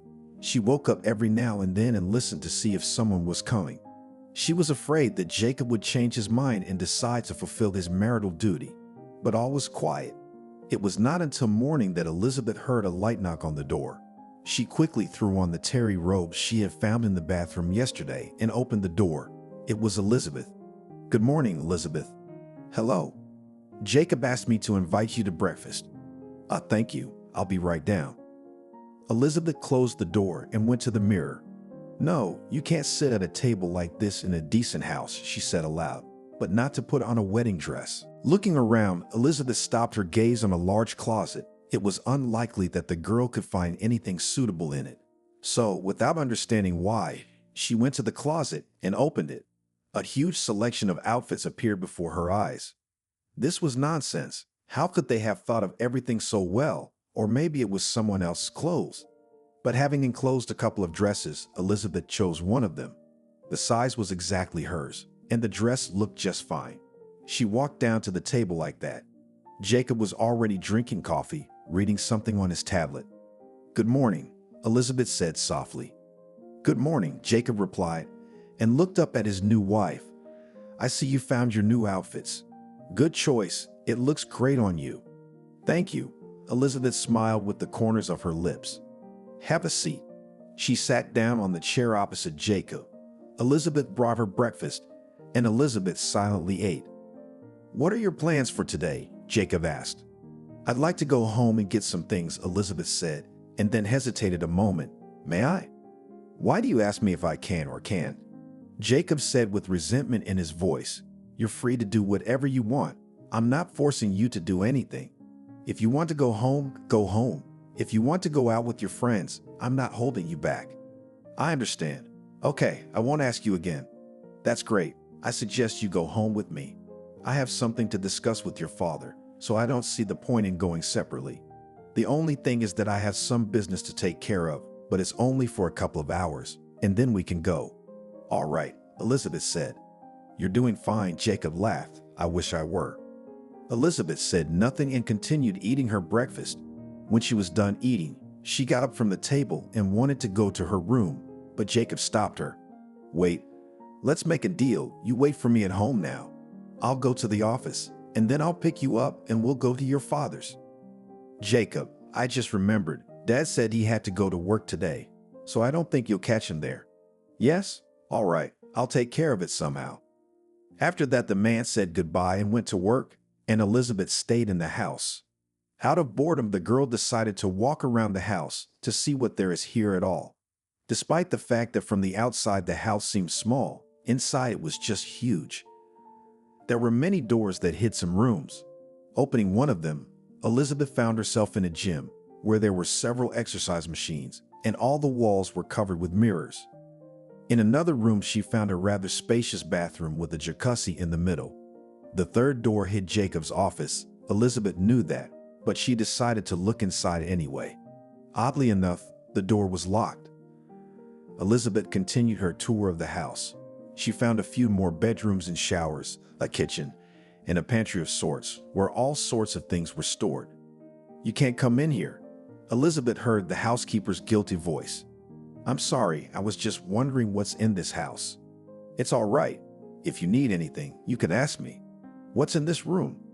"It's Jacob's bedroom, and no one is allowed in there when he's not here." "I see. Well, I'll remember that." Elizabeth smiled and went to her bedroom. The girl picked up her cell phone and dialed her father's number. "I'm listening," came the business voice of John, who was obviously busy with something. "Dad, hi, it's me." "I understand, Elizabeth. You have something urgent to tell me. I'm a little busy." "No. I just wanted to tell you that I'm gonna stop by the house in an hour to pack some things. And Jacob wanted to come with me to talk to you about something." "I know he did. He called me. I'll be home in an hour." "Sweet, can we talk there?" "Sure, Dad. Sorry to interrupt." The girl dropped the call and put the phone away. She didn't feel like doing anything, so she just sat in the chair and stared out the window, waiting for Jacob to arrive. He arrived, as promised, exactly 2 hours later. He went up to Elizabeth's room and asked if she was ready, and when she said yes, they went down to the car and drove to John's. When Elizabeth and Jacob arrived at John's house, he was already home. The man opened the door and looked at his daughter first, as if trying to see if her new husband had offended her in any way. "Good afternoon," Jacob said first. "May we come in?" "Yes, yes, of course, come in." Elizabeth silently entered the apartment, hugged her father, and went to her room to pack. John and Jacob went into the kitchen to talk about what to do next. The girl heard only fragments of phrases that made her realize it was about her mother.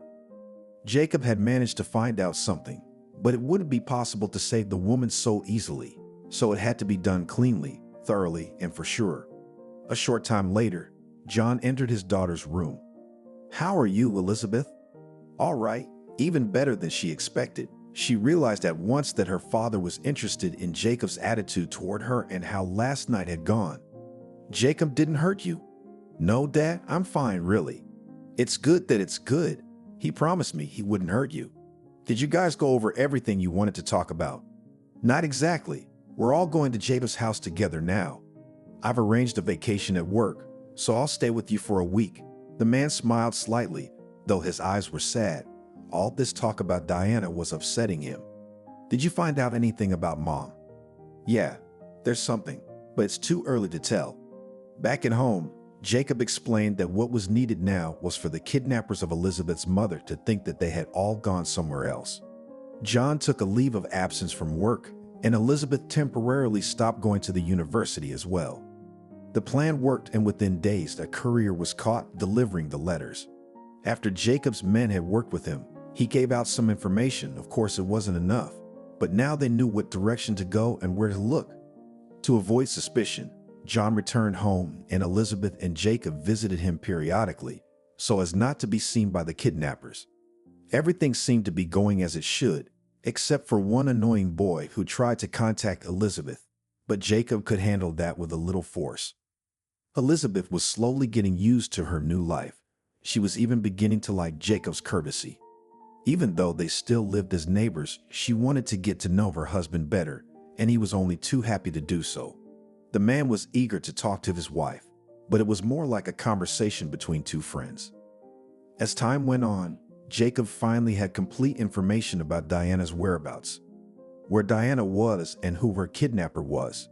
To his surprise, the woman had been in town the whole time, never taken anywhere.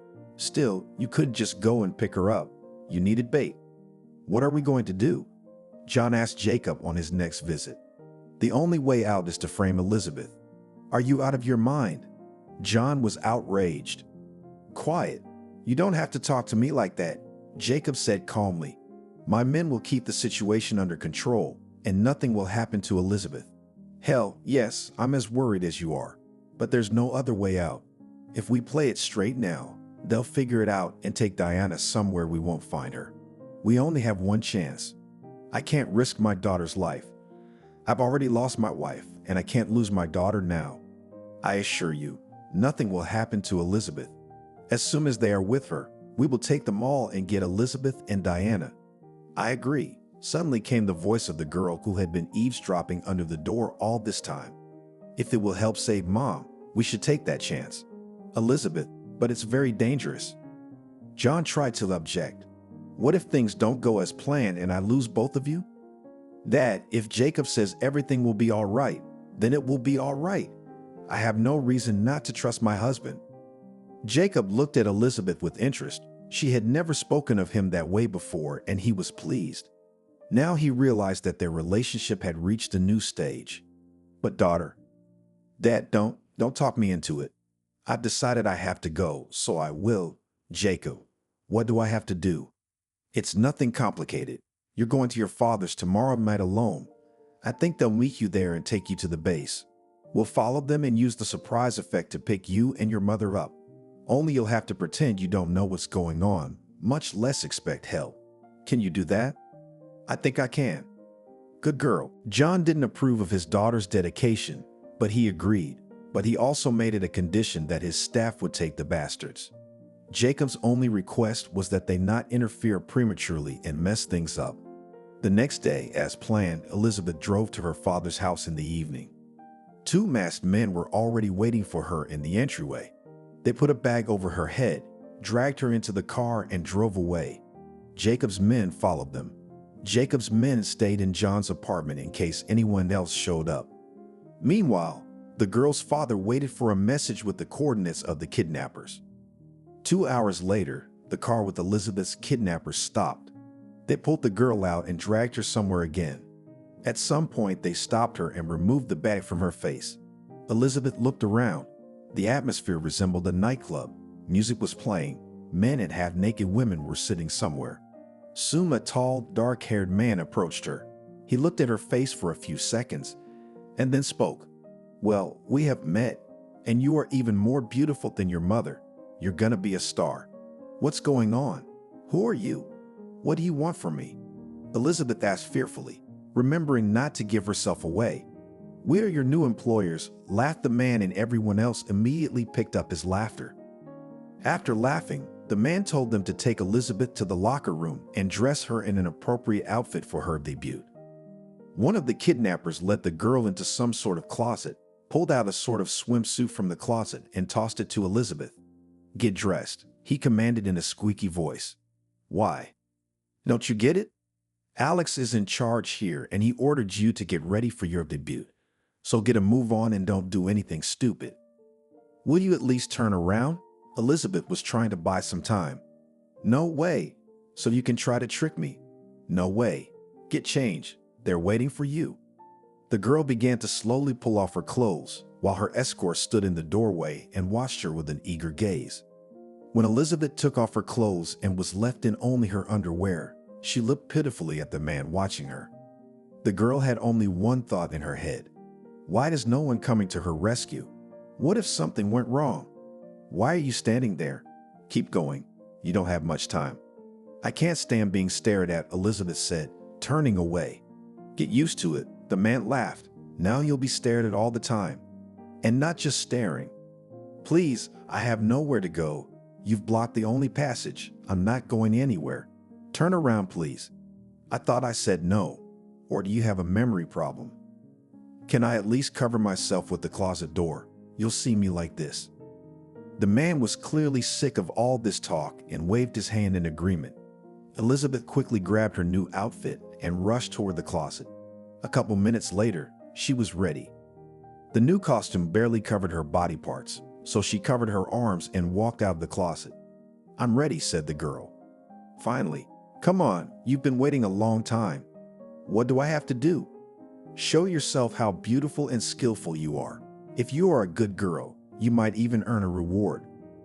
Elizabeth was very scared, but she held on, trying not to show that they had succeeded in frightening her. They walked down a narrow, dark hallway and found themselves in front of a massive door. Elizabeth's escort knocked lightly on the door and then opened it. "Alex, she's ready. Can I start it?" "Start her up, because our guest is getting bored." The man took Elizabeth by the hand and led her into the room. The girl's gaze immediately fell on a structure that looked like a small stage. "Get up," Alex commanded. Elizabeth obediently climbed up on the stage. At that moment, slow music played and spotlights were lit. "Now dance." "But I don't know how," Elizabeth tried to object. "You have a great opportunity to learn. Otherwise, we'll have to go straight to dessert, if you know what I mean."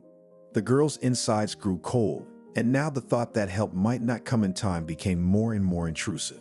She decided that there was no other way out, and to delay the inevitable, Elizabeth began to dance. She did it really very ineptly, but judging by the fact that the owner of the place looked at her with satisfaction, the girl realized that he was satisfied with this dance. After a few minutes, Alex was apparently bored with Elizabeth's dance. "Now undress," he commanded. "But I'm already naked. So take off the rest of your underwear. And let's not be silly. You have no choice. Either you obey and do as you are told, and then you will have time to prepare for a stormy night, or we have to take you by force. What's it gonna be?" "I will obey," answered Elizabeth and began to remove her underwear, still moving smoothly to the music. When the girl had already taken off her bra, there was a noise outside the door. "What the hell is that?" Alex roared unhappily. I don't know, the man who had accompanied Elizabeth before answered confusedly. Then go and check it out, you idiot. The man disappeared behind the door, and Alex continued to speak, already looking at Elizabeth. Is this your handiwork? I don't know what you mean. All right, if you do. Otherwise, I'll kill you right here and now. After a few minutes, Alex got up from his chair and went to the door. Opening it slightly, he looked out into the corridor. It was dark and he couldn't hear anything. Where did he go, that asshole? Nothing could be a sign. You two, Alex turned to the guys who had been in the room all this time. But Elizabeth had noticed them. Keep an eye on the girl. If she does any tricks, you can hit her, but not in the face. I still need her in a marketable form. After saying that, Alex left the room. Elizabeth wanted to pick up the bra, which she threw under her feet during the dance, but the guards did not let her do it. Don't move, one of them said angrily. Only now Elizabeth noticed that they were armed. Can I get dressed? I'm cold, the girl asked pitifully. It's all right, you can bear it. You can dance to warm yourself up. Elizabeth decided not to anger these guys, so she did not make any other attempts to get dressed. She just crossed her arms over her chest and remained standing in the center of the stage. The girl could see the guards whispering among themselves, occasionally glancing at her with a lustful look. She guessed that they were talking about her, but tried not to think about it. More than anything, she wondered what was going on outside the door right now. Time seemed to be dragging very slowly, but then the door opened and Alex came back into the room. He looked very angry and surprised at the same time. Get out of here, both of you. He growled to his guards and then turned to Elizabeth. Get dressed quickly and come with me. After these words, the man threw the girl some robe. She did not argue. Quickly putting on the robe, Elizabeth followed Alex. He led her to the hall she had been brought to originally. Upon seeing her father, Elizabeth rushed over to him. John hugged his daughter tightly. Are you all right? He asked. They didn't do anything to you? They didn't have time, the girl replied in a whisper. I brought her. Alex intervened in the conversation. Now you keep your end of the bargain. No, you haven't brought everyone yet. Where's my wife? I never said anything about a wife. Talk to me again. You're in no position to cross me right now. Alex wrinkled his nose in frustration, but nodded. Wait here. He returned 10 minutes later, dragging Diana with him. The woman looked terrible. She could barely move her legs and couldn't lift her head. Diana, John rushed over to her, grabbing her out of Alex's arms. What have you done to her? Nothing much. She's just overworked. Alex grinned haughtily. She'll sleep. She'll be fine. Elizabeth stayed aside. She looked at her mother with horror and waited for this nightmare to end. Soon everyone got into their cars, including Alex, and drove off in the direction of Jacob's house. The car pulled into the yard of Jacob's house. John got out first and opened the door on Alex's side. Get out, we're here. I kept my end of the bargain. Got you to Jacob's place safe and sound. Thank you, Alex replied haughtily. The man jumped out of the car and headed for the entrance, where the owner of the house was waiting for him. Hello, little brother, Jacob said. It's been a long time. Hey, you got me after all, Alex grinned. Do you want to come inside? Come on in. Jacob and Alex went out the door. Elizabeth looked on in surprise, not expecting her husband to be her kidnapper's brother. Meanwhile, John, not wanting to waste precious time, ordered to take Diana to the hospital. Although the woman slept peacefully the whole way, her condition alarmed him. Elizabeth wished to stay with her parents. When they arrived at the hospital, Diana was hospitalized. She was diagnosed with severe drug intoxication and damage to some internal organs. The doctor said that after the woman came to her senses, she would most likely need not only medical help, but also psychological help. John and Elizabeth were very worried about Diana, but they had no other options, so they left the woman under the care of the doctors and drove back to Jacob's house. It had been about 4 hours and they still hadn't heard from him. Elizabeth even felt a kind of inner anxiety for her husband. She kept asking to go faster, sensing trouble. Once there, the girl jumped out of the car and ran into the house. Stop, her father shouted after her. It may be dangerous there. But Elizabeth did not listen to him. She had already run into the house and hid behind its doors. It was suspiciously quiet inside. Elizabeth tiptoed cautiously toward Jacob's study and leaned her ear against the door. But no matter how hard she tried, she couldn't hear anything. She thought the men were talking somewhere else, but suddenly there was the sound of breaking glass. Elizabeth even shuddered with surprise, but gathering her courage, she opened the door. Jacob was sitting in a chair with his head in his hands, and Alex was lying in front of him, not showing any signs of life. The girl shrieked and immediately covered her mouth with her hand. She didn't go unnoticed, though. "What are you doing here?" Jacob asked, looking up at Elizabeth. "I was worried about you," she answered quietly. "It's been about 5 hours since we left, and you still haven't called." "You were worried about me?" the man asked in surprise. "I thought you didn't care much about me." "Jacob, why are you doing this?" Elizabeth couldn't understand her husband's mood. "I'm sorry, it's nervous." "What about him?" She nodded her head toward Alex. "He won't be bothering anyone anymore," Jacob replied with a sad grin. "You killed him." Elizabeth was horrified. "And even if I did, so what? He's always been too much trouble." Elizabeth didn't know what to say to that, so she stood silent, staring at Jacob and his brother.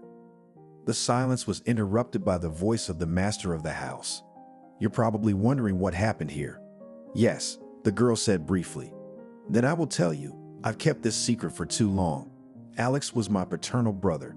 When we were kids, we always played together. We had no secrets from each other. We always helped each other and shared everything.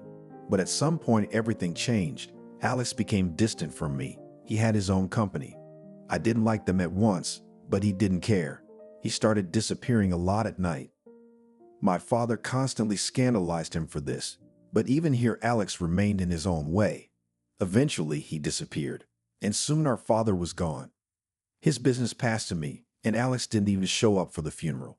I found out from my sources that my brother had become a big shot in the criminal world, something to do with drugs, but it was just his choice. So I let him go and took over the business. After a while, he showed up. Alex was scandalized for a long time, saying I'd raided the inheritance for myself. I tried to tell him it was all his fault, but he wouldn't hear of it. All he said was that he'd bring it all back to me. I didn't pay much attention to what he said, but I shouldn't have. About a year later, I met a girl. We were very happy and were going to get married. But Alex stole her away from me. I don't know why she was so attracted to him, but she canceled the wedding and went to him. I suffered a lot, tried to get her back, but it was all in vain. Later, I found out that Alex had put her on some kind of medication, and soon after that she died. Of course, he was responsible for her death. I've been looking for him, but he disappeared and never showed himself until recently. Jacob was silent for a moment, as if considering whether or not to tell Elizabeth what had happened. Jacob remained silent, and Elizabeth, who had been standing in the doorway the whole time, approached her husband cautiously. Carefully bypassing Alex, the girl squatted down next to the chair. "And what happened then?" she asked in a quiet voice. "Then what happened was this," Jacob continued. "I've been trying to find my brother for a long time. I wanted to get back at him for the girl I loved. Of course, I realized later that it had been her choice in the first place, and she could have gone to anyone else. But at that moment, I blamed Alex for everything, because he had set it all up on purpose and actually killed Veronica. I asked about him everywhere, but he disappeared, and I couldn't find any loose ends.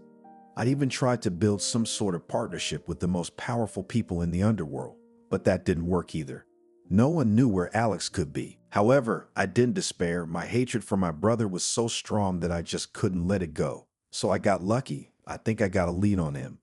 One of the guys recognized him, said that he now owned some kind of brothel for special clients, but it was almost impossible to get in unless you were one of his friends. What's more, the place moved every now and then, and if you found it today, you could be sure it would be there tomorrow. I was making plans to get closer to it, and then your father came to ask for help. I could tell from his story that he was probably dealing with Alex's place. I couldn't pass up the chance, especially when he told me they were after you now. I explained to your father that for your safety, you should become my wife. Then no one would dare touch you. That wasn't entirely true.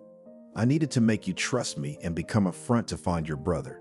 He agreed, of course. You know what happened next, Jacob summarized. What happened here? Elizabeth glanced at Alex's body. We just had a man-to-man talk with him. I just wanted him to explain to me why he was doing all this and apologize. It wouldn't have brought Veronica back, but it would have made me feel better, I guess.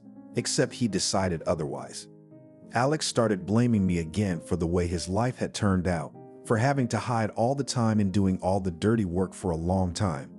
And my Veronica deserved all of this, because she ran over to him so easily.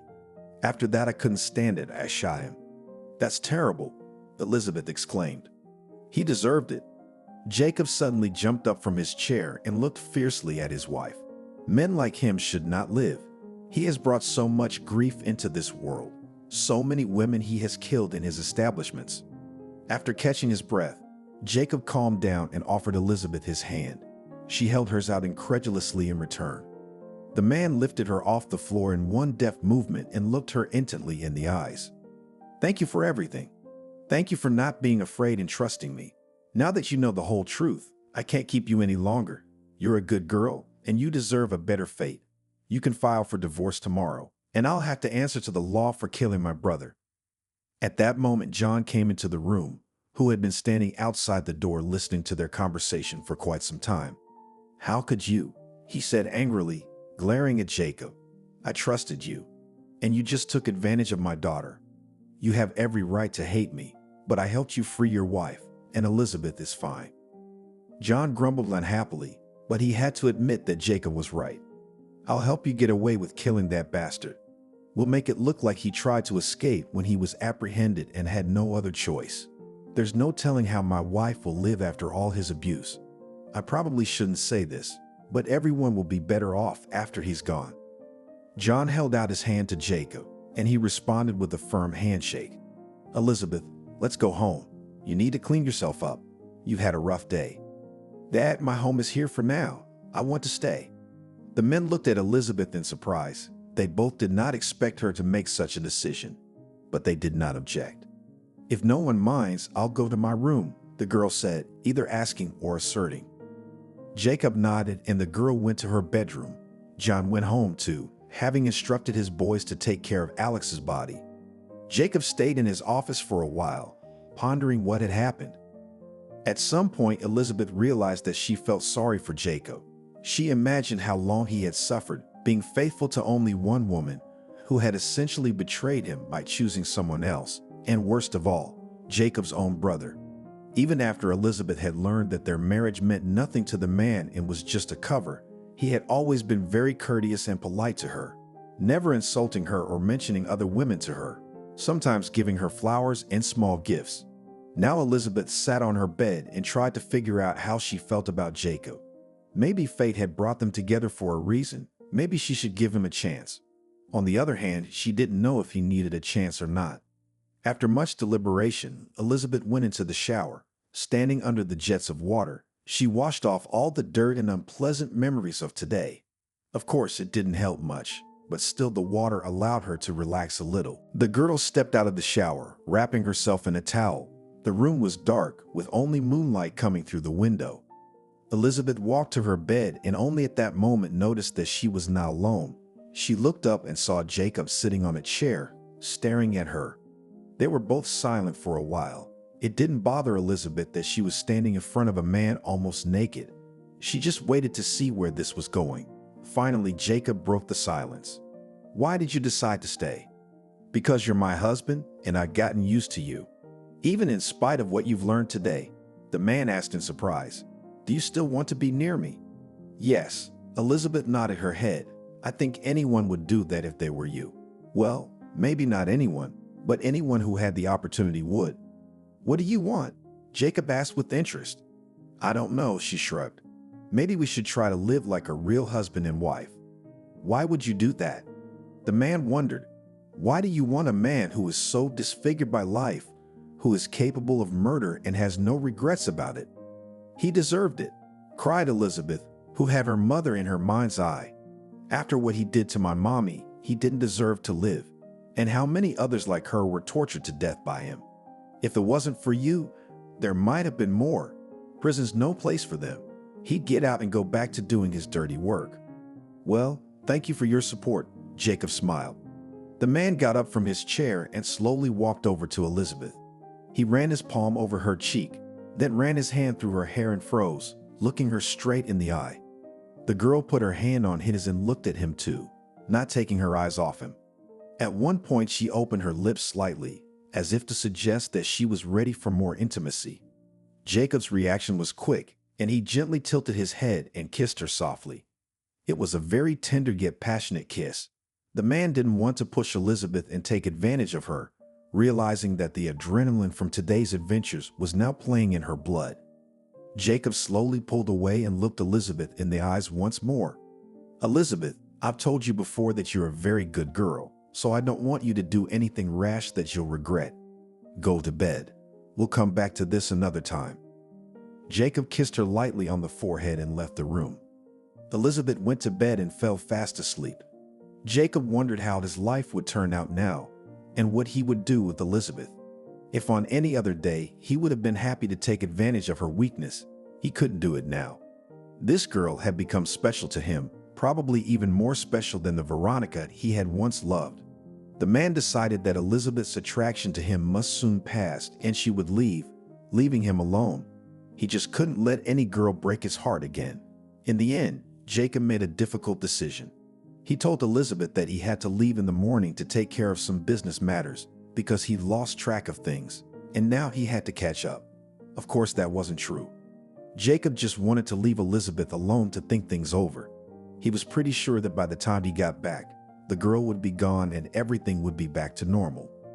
Jacob rented an apartment not far from his office, and at first he wanted to get out of town, but he couldn't do that. Business required constant supervision and prompt action. Elizabeth stayed at Jacob's house.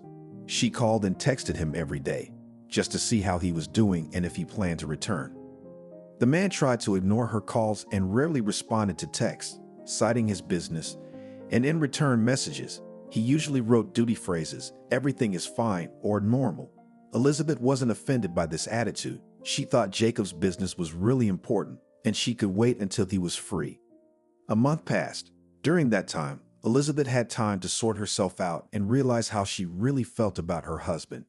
And if before the feelings had been caused by a surge of adrenaline, now she could appreciate the kindness and attention Jacob had shown her all the time they had spent together. Elizabeth looked at him with different eyes now. When they first met, marriage to Jacob had been the only option to save herself and her mother from the bandits. Now that Elizabeth was free to choose, she saw her husband as a male companion. Jacob was a good-looking man for his age, but he wasn't boring and understood what she was saying. Jacob had recently begun to notice that he waited for messages from his wife and was worried when she did not write him anything. He even wanted to leave everything and go home, but he changed his mind almost immediately, deciding that not enough time had passed for Elizabeth to make the right decision. He stalled, staying in the rented apartment, even though he wanted to go home. At one point, Jacob even wanted to be distracted by another woman, but all his attempts failed.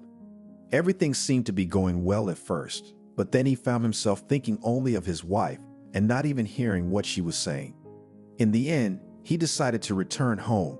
If Elizabeth had waited so long for him, she must really love him. Jacob decided not to tell his wife that he was coming home. He wanted to give her a little surprise. After buying a beautiful bouquet of flowers on the way, he went to Elizabeth's house. When he got home, he saw the following picture. Elizabeth sitting on the floor, sobbing quietly, with shards of colored glass all around her. Jacob dropped everything from his hands and ran over to her. "Elizabeth, sweetheart, what's wrong? Why are you crying? Did you cut yourself? Let me take you to the hospital." Jacob asked questions as he examined Elizabeth's body for cuts. The girl looked up with tears in her eyes. She seemed so small and defenseless at that moment. "I don't know how it happened," she said, stammering, and began to cry again. Jacob gently lifted her off the floor, put his arms around her, and stroked her head. Shh, Elizabeth, it's all right. Tell me what happened." "I don't know how it happened, but I snagged your vase. It must be very expensive." "Jacob, I'm sorry," Elizabeth cried again. "To hell with the vase," Jacob said so loudly that Elizabeth was quiet. "I'll buy you a dozen more if you want them." Elizabeth stood silently in Jacob's arms for a while, then pulled away gently and looked at him. "Why didn't you tell me you were coming?" "I wanted to surprise you," Jacob smiled. I did, but it was an unpleasant surprise. She grinned sadly. Elizabeth, forget about that vase. I don't need it. I need you. And I am very glad that you waited for me and did not run away. Really? Elizabeth asked incredulously. Of course I am. Elizabeth, I want you to be my wife, my real wife. I want to keep you safe from danger. I want to hear your laughter every day and see your charming smile. Looking around, the man saw the flowers he had bought for his wife. He gently took Elizabeth's hands off of him and walked over to pick up the bouquet. This is for you, though it's a little crumpled from the fall, but still, I think you'll enjoy it. Of course, if you want, I'll buy you some other flowers right away. Thank you. They're very pretty, the girl replied with a smile. She walked over to Jacob and hugged him again, their lips touching. The kiss was so sensual and tender. She wanted it to last forever. It was the first time they had ever been intimate. Elizabeth gave herself completely to the caresses of her husband, and he in turn tried to make her as happy as possible. From that day on, they began to live as a complete family.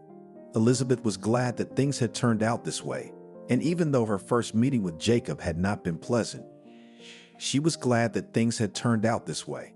Jacob was glad too, to have met Elizabeth's father, and he was grateful that she hadn't run away from him at the first opportunity. Elizabeth's mother was slowly beginning to get better, though she was still a long way from full recovery. The doctors recommended that she move to some small, quiet town near the sea, and John, of course, complied. He quit his job, took his wife, and they moved to the Black Sea. Jacob offered to buy them a house somewhere abroad, but Elizabeth's parents refused, wanting to stay in their native land. Elizabeth and Jacob often came to visit them and help them financially. After graduation, Elizabeth got a job at her husband's firm. He gave her a position in the International Relations Department, and she did very well. Despite the fact that everything seemed to have settled down and everyone was happy, this story left an indelible mark on everyone's soul.